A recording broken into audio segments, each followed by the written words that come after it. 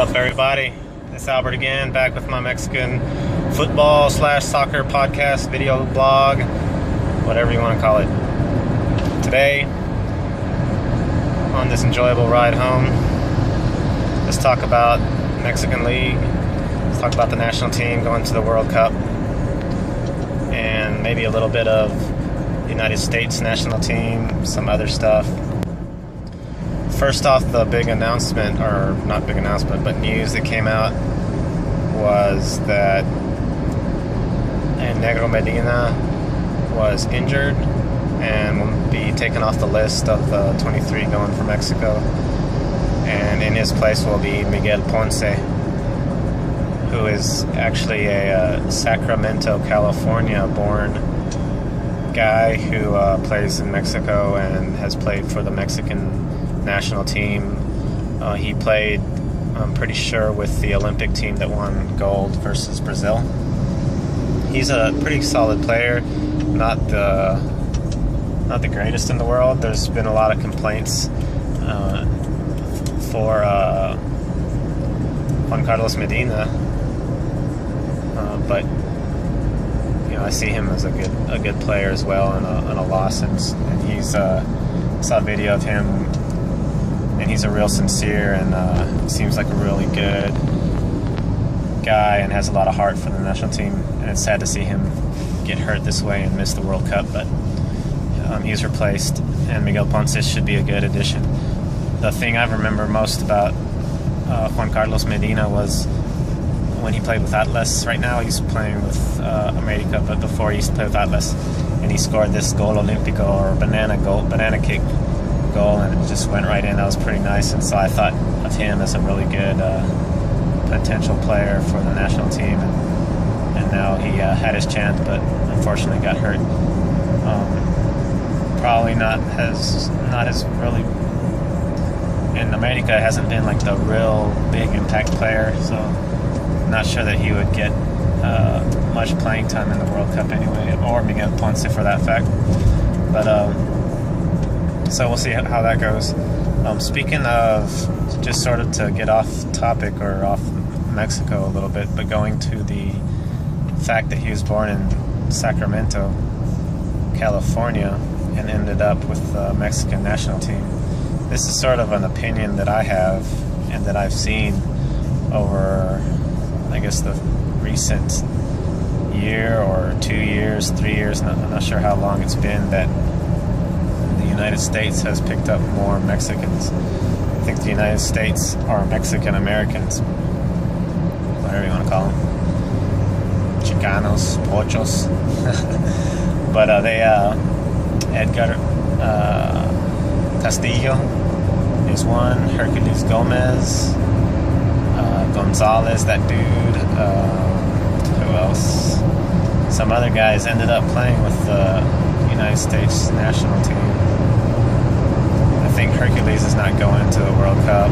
Omar is, and Castillo, I think, is on their list. I forget who else. Oh, Joe Corona.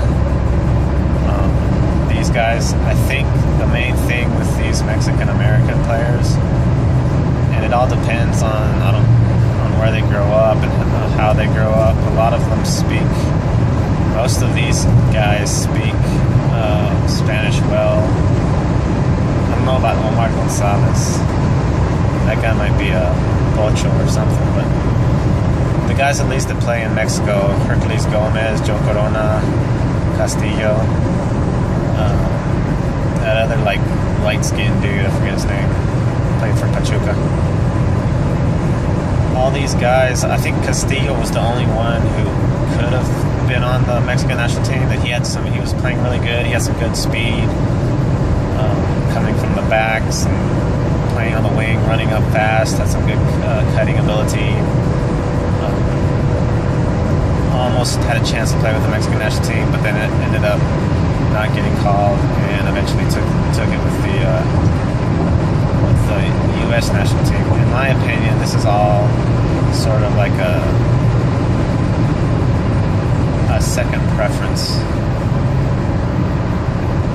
or harder. It's like a harder chance to get a good spot on the Mexican team than it is the United States team for these guys. So you see a lot of players that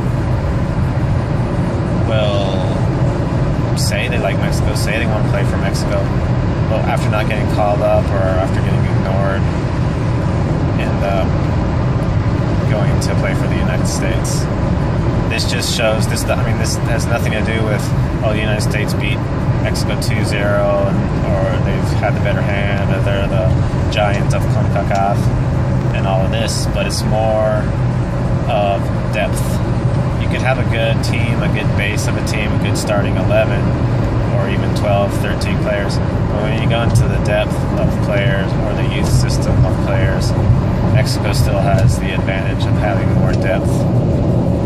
So in that case, these players like Edgar Castillo and all these other guys end up, taking what's best for their career and a chance to play for a national team, chance to start for a national team, especially with Jurgen Klinsmann wanting to change up the style of play and not to be such a, I'm assuming such a kick and run type of team or a counterattack type of team, but have more flair and more technical abilities, calling up these Mexican-American players. And then most recently, this German players, I think Jermaine Jones, I heard doesn't even speak very well English, but he called Julian Green to the list of 30, and that really surprises me because I think he plays Bayern Munich, but he doesn't play on the first team. He plays on some, I don't know if it's true or not, but I actually heard 4th division team. He has never played for the U.S. national team. He played against Mexico, but only for like half of the game. Didn't show too much, but all of a sudden he gets on the list. I think someone who was left off the list was that crazy blonde-haired dude, Breck Shea. That dude was left off, and I was surprised of that, but I guess German calls a German. Klinsmann calls his German buddy or whatever. So we'll see how that happens. I think he should get eliminated off the list and then probably not make the 23 to go for the United States, but we'll see. There's Vela was talking about him not going because there's other people that battled for Mexico and played hard, and while he was out doing his thing in Europe and stuff. No one's complaining about Julian Green taking someone's spot. Hercules Gomez hasn't said anything that I know of. He's not going on that list. So we'll see how that goes.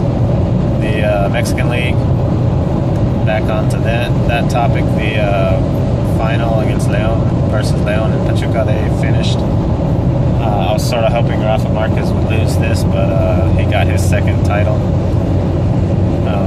With Leon, they beat Pachuca after being down after the first leg. So props to them, they did a good job. Every time I think of a Mexican getting champion and then the coach or the second place team, I think of what's in their future as far as Conca champions and possible other tournaments that they get to play in as a result of winning the tournament. So Leon and Rafa Marquez, Uli Peña, Luis Montes, all those guys did a good job. Ended up winning the tournament. There's some craziness going on. One thing, Leon has this keeper that's white skin, blonde guy. Yarborough is his last name. His parents are American, moved to Mexico, and this guy was born in Mexico, but looks full-on American.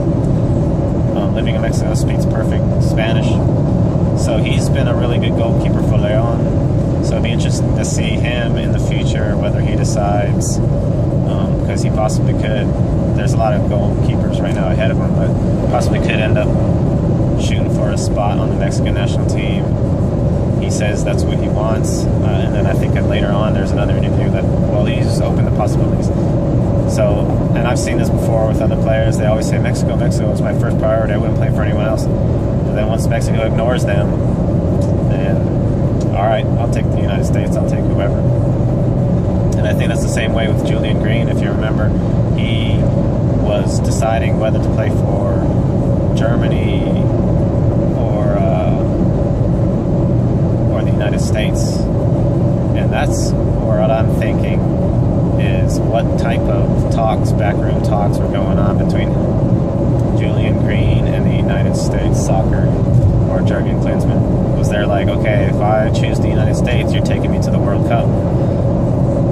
Because I think he even played some with the youth teams in Germany, and they were looking at him a little bit, but he made a decision for the United States. He got on the list after playing half a game. We'll see. Let's see how, actually thinking of it now, I think he might actually go to the World Cup. He chose the United States. He's going to the World Cup. He'll be a prospect for them later. And sort of a Neymar-looking type of guy. Might have some good skills. Obviously got some good speed, it looks.